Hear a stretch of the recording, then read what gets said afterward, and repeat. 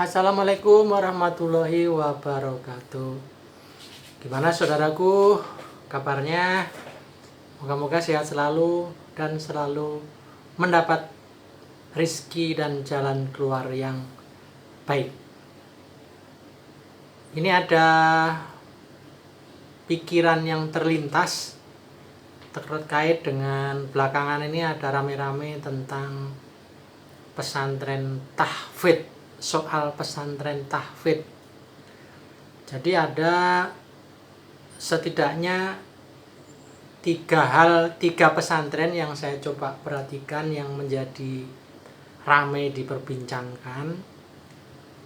Satu, penolakan dari masyarakat di Singosari Malang terhadap rencana pendirian pesantren yang dikomandani oleh Gus Nur.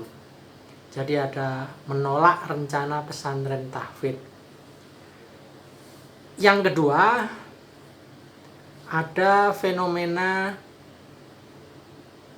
pesantren tahfidz Darul Quran yang dikomandani atau dipimpin oleh Yusuf Mansur. Jadi istilahnya antara pesantren dengan sosok Yusuf Mansur itu menjadi ramai, menjadi diperbincangkan terkait dengan berbagai berita soal, sebenarnya lebih banyak ke soal Yusuf Mansurnya. Tapi karena Yusuf Mansur ini pendiri dan penggagas pesantren tahfidz Darul Quran, nah ini kan otomatis ikut jadi perbincangan.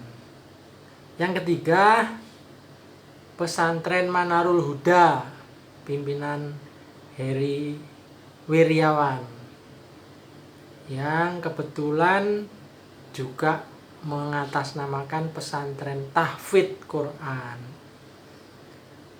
Nah ini saya jadi bertanya-tanya, sebenarnya kenapa ya banyak orang pingin membuka pesantren tahfidz Al-Quran?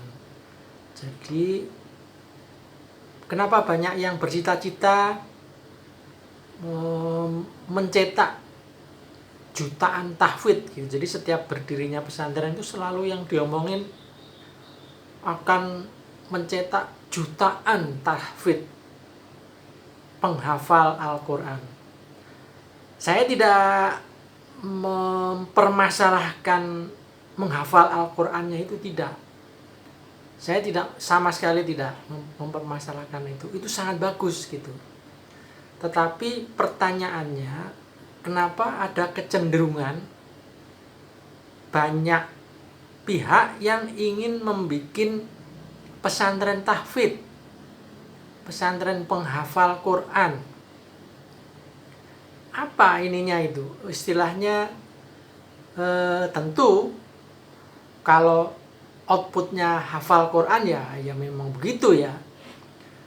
Tapi kenapa tidak banyak atau bahkan belum barangkali ya belum terfikirkan jenis pesantren lain, misalnya pesantren pengamal Al-Quran gitu.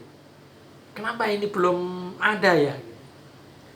Jadi mendidik orang-orang yang paham Quran kemudian mengamalkannya, bukan hanya menghafal gitu. Kenapa kok yang ini,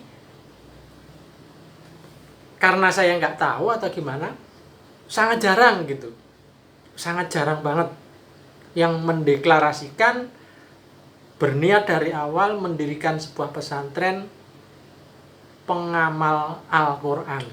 Ini kenapa nih? Jadi selama ini yang berkembang, yang banyak dipasarkan di masyarakat, ditawarkan kepada umat, itu pesantren tahfidz. Bahkan bertebaran yang baru-baru itu. Sebenarnya pesantren penghafal Quran itu setahu saya sebenarnya sudah lama ada di pesantren-pesantren salaf, di kampung-kampung, di pelosok-pelosok desa. Tapi tidak gembar-gembor gitu, tidak apa ya, tidak promosi gencar-gencaran gitu. Bahkan juga tidak menawar-nawarkan untuk mencari sumbangan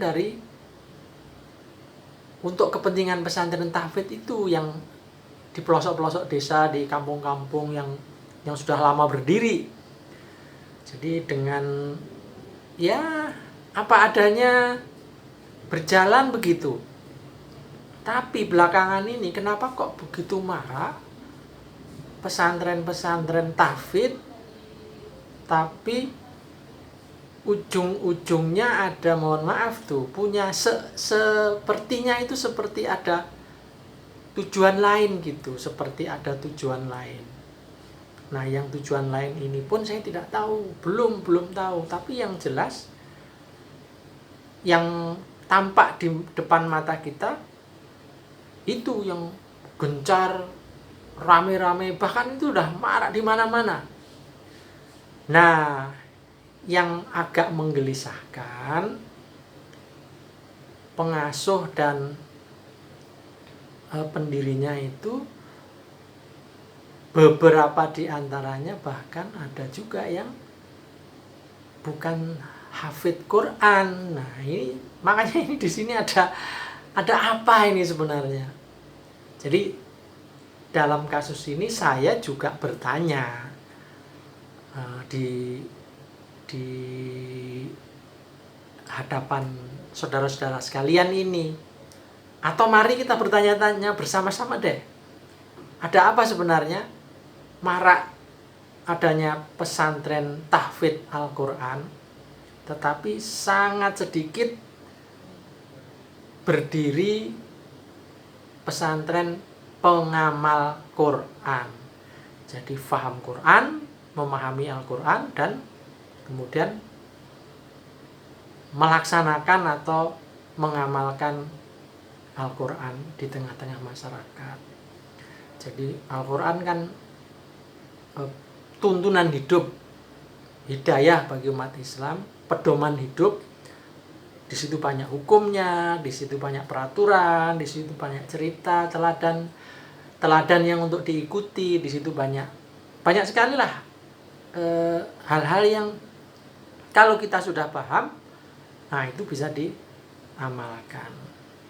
Jadi sekali lagi ini ada fenomena yang paling terakhir yang kita juga semuanya saya kira harus ikut prihatin, yaitu adanya pesantren Manarul Huda pimpinan Heri Weriawan yang kemudian, dan ini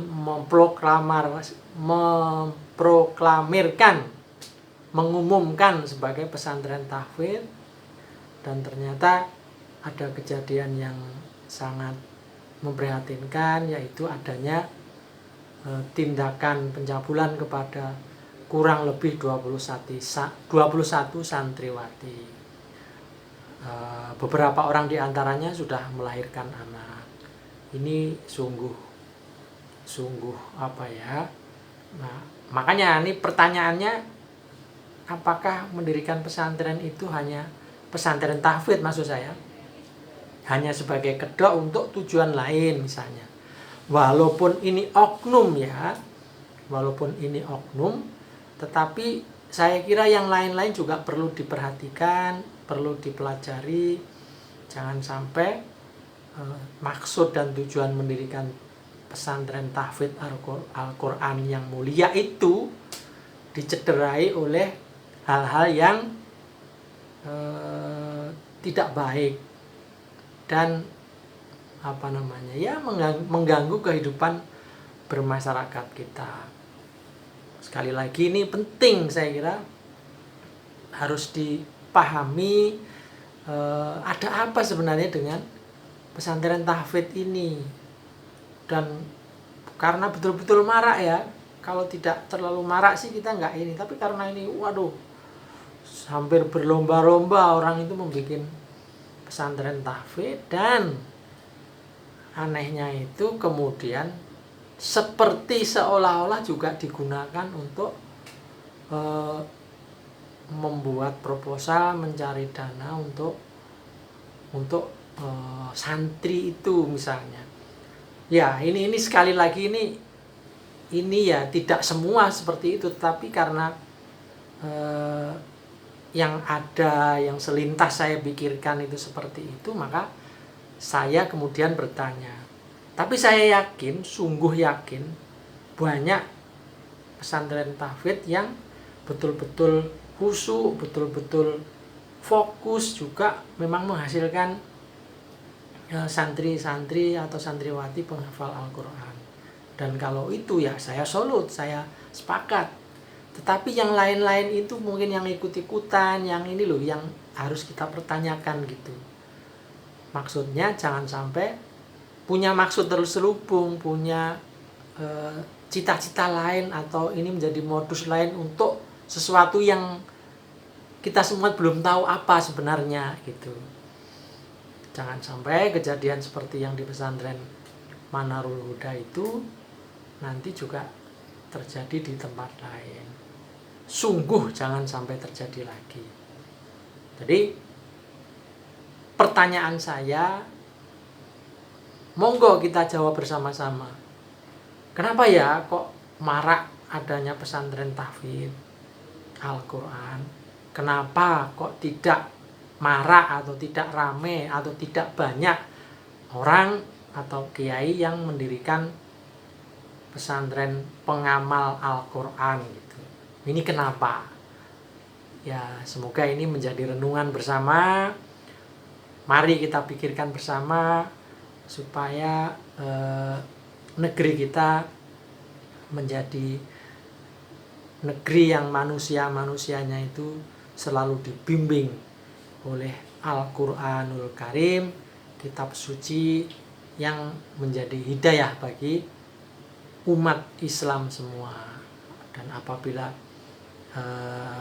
masyarakat sudah mendapat hidayah, saya kira keberkahan, kesejahteraan itu akan dilimpahkan kepada kita semua. Amin, amin ya rabbal alamin. Kurang lebihnya mohon maaf. Assalamualaikum warahmatullahi wabarakatuh.